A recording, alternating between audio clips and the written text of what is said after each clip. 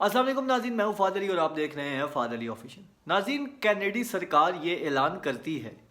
कि ओटावा के अंदर मौजूद भारतीय हाई कमिश्नर और उसके साथ के डिप्लोमेट पर्सन ऑफ इंटरेस्ट है। अब पर्सन ऑफ इंटरेस्ट होता क्या है? Person of interest basically Canada में उसको कहा जाता है कि अथॉरिटीज़ जो हैं, जो लॉ इन्फोर्समेंट एजेंसीज़ हैं, जो सिक्योरिटी एजेंसीज़ हैं वहाँ की, वो स्पष्ट कर दें, वो कंफर्म कर दें कि ये जो लोग हैं ये किसी ना किसी ऑफेंस के साथ, क्रिमिनल ऑफेंस के अंदर इन्वॉल्व हैं। अब इन डिप्लोमेट्स को और इस हाई कमिश्नर को बेसिकली लिंक किया गया है हरदीप सिंह निज्जर के कत्ल के साथ। हरदीप सिंह निज्जर, जिसका 2023 में कत्ल कर दिया गया था, वो बेसिकली एक खालिस्तानी लीडर थे और खालिस्तान की आज़ादी के लिए, खालिस्तान की जद्दोजहद के लिए वो भारतीय सरकार के साथ काफ़ी ज़्यादा इन्वॉल्व रहते थे। जिसके बाद भारतीय सरकार ने उन्हें कनाडा में एक प्लान के साथ प्रॉपर उनकी हत्या करवा दी, उनका मर्डर करवा दिया। जिसके बाद जस्टिन ट्रूडो ने ऑफिशियली आके ये ऐलान किया कि हमारी एजेंसियों ने जो शवाहिद इकट्ठे किए हैं, जो इंक्वायरी की है, उसमें ये बात साबित होती है कि हरदीप सिंह निज्जर, जो कि एक कैनेडियन नेशनल है और एक सेपरेटिस्ट लीडर है और एक जानी मानी शख्सियत है, उसके कत्ल के पीछे, उसके असैसिनेशन के पीछे मोदी सरकार, अमित सरकार और अम्बेसी के लोग, हाई कमिश्नर का हाथ है। जिसके बाद से ये इंक्वायरी चलना शुरू हो गई और इंक्वायरी चलते चलते इसमें काफ़ी ज़्यादा लोगों को इन्वॉल्व किया गया। बीजेपी सरकार का जो है वो पर्दा भी फाश हुआ। मोदी सरकार किस तरह दूसरे ममालिक में अपने एजेंट्स को यूज़ करके वहाँ के नागरिकों की हत्या करवाती है, वहाँ के नागरिकों को मारती है, मरवाती है, ये भी चीज़ खुलकर सामने आ गई। इसके बाद इंडिया और कनाडा के बीच काफ़ी टेंशन्स हो गई। कनाडा बेसिकली ये चाहता था कि भारत के जो ऑफिशियल्स हैं, जो एम्बेसी के ऑफिशियल्स हैं, उनके ख़िलाफ़ सख्त से सख्त कार्रवाई की जाए। और ये चीज़ उसने भारत को भी बताई थी कि आपके जो ये ऑफिशियल्स हैं, जो आपके एजेंट्स, हमारी एजेंसियों ने जिनकी इंक्वायरी करके ये चीज़ पता की है कि वो हरदीप सिंह निज्जर के कत्ल में मुलविस हैं, उनके ख़िलाफ़ हम इंक्वायरी करना चाहते हैं। लेकिन बीजेपी सरकार और मोदी सरकार क्योंकि ख़ुद इसके पीछे थी और इस सारे प्लान को, इस सारे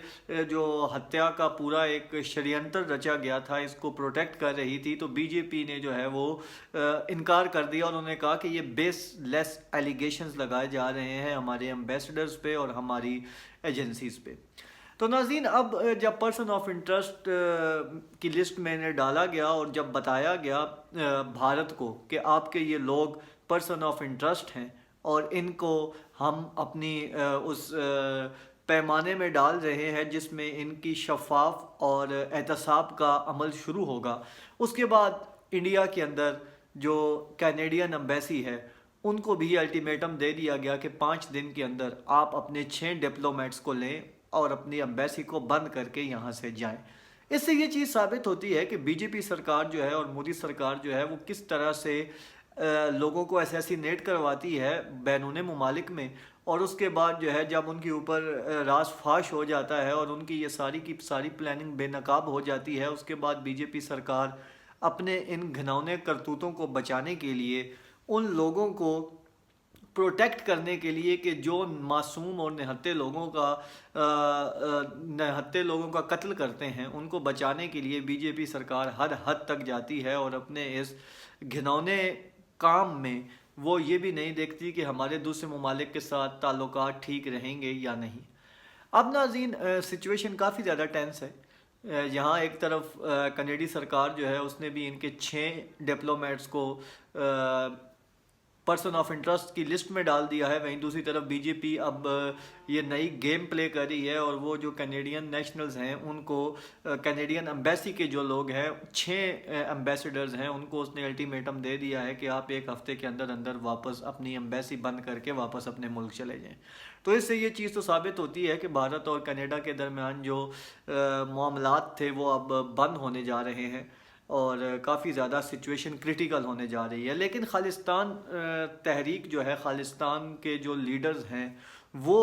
अब कनाडा के अंदर भी ओपनली इस जब से ये चीज़ ओपन हुई है कि भारत की इसके पीछे इन्वॉल्वमेंट थी, तो वो भी ओपनली अब उन्होंने वहाँ पर प्रोटेस्ट वगैरह करना शुरू कर दिए। हाल ही में वैनकोवर के अंदर एक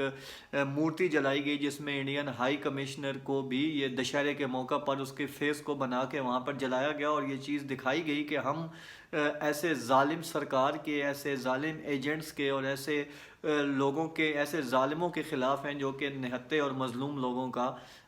कत्ल करते हैं, और उनके ख़िलाफ़ जो है वो सख्त से सख्त कार्रवाई भी होनी चाहिए। वहीं दूसरी तरफ अगर हम देखें तो न्यूजीलैंड के अंदर अब ये खालिस्तान रेफरेंडम होने जा रहा है। न्यूजीलैंड में नवंबर के अंदर खालिस्तान रेफरेंडम होने जा रहा है, जिसमें लाखों की तादाद में जो है वो सिख अपना वोट कास्ट करेंगे, और वो भारत से अलहदगी के लिए पुरजोश हैं, और वो कहते हैं कि हम एक अलग और सेपरेट मुल्क बना के रहेंगे जिसमें हम आज़ादी के साथ अपनी ज़िंदगियां बसर कर सकें। तो बीजेपी सरकार इन सब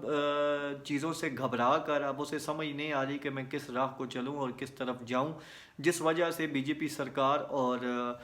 जो बीजेपी सरकार के टट्टू हैं, जो बीजेपी सरकार के राइट और लेफ्ट हैंड्स हैं, वो अब बीजेपी सरकार को यही दिखा रहे हैं कि वो सबसे ताल्लुकात ख़त्म कर ले